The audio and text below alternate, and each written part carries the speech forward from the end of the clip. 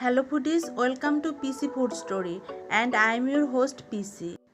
এই চ্যানেলের ভিডিওর থিম হলো নতুন নতুন খাবার প্রেজেন্ট করা, সেই সাথে খাবারের ব্যাকগ্রাউন্ডে স্টোরি শেয়ার করা। আশা করি প্রত্যেকটি ফুড স্টোরি আপনাদের কাছে ভালো লাগবে। চলুন তাহলে শুরু করি আজকের ফুড স্টোরি। আজকে ভাবলাম ট্র্যাডিশনাল মা যেভাবে নিরামিষ রান্না করতো সেভাবে রান্না করি। নিরামিষ মানে আমিষের অভাব, অর্থাৎ মাছ মাংস থাকবে না, শাকসবজি দিয়ে রান্নাটা করতে হবে। আর ট্রেডিশনাল নিরামিষ রান্না মা যেভাবে রান্না করতেন, মা সাধারণত মাছ মাংস তো রান্না করতেনই না, আর সবজিতে পেঁয়াজ রসুন ছাড়া অন্যান্য মশলা দিয়ে রান্না করতেন। আজকে আমি ঠিক সেইভাবেই রান্নাগুলো করেছি। আজকের মেনুতে ছিল আতপ চালের ভাত, মানে পোলার চাল দিয়ে ভাত রান্না করেছি, আর করেছি পটল ভাজি।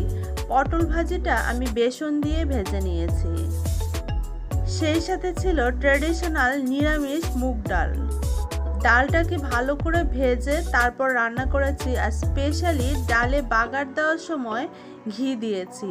সেই সাথে জিরা বাটা, আদা বাটা তো দিতেই হবে। আর নিরামিষ মুগ ডালে ঘিয়ের বাগারটা একটা অসাধারণ টেস্ট এনে দেয়। আর রান্না করেছি পেঁপে আলু দিয়ে সয়া নাগেটের কারি। এটা তো স্পেশালি ব্যবহার করা হয়েছে ঘি দিয়ে রান্নাটা করেছি। সেই সাথে জিরা আদা বাটা, দারচিনি এলাচ বাটাও রয়েছে।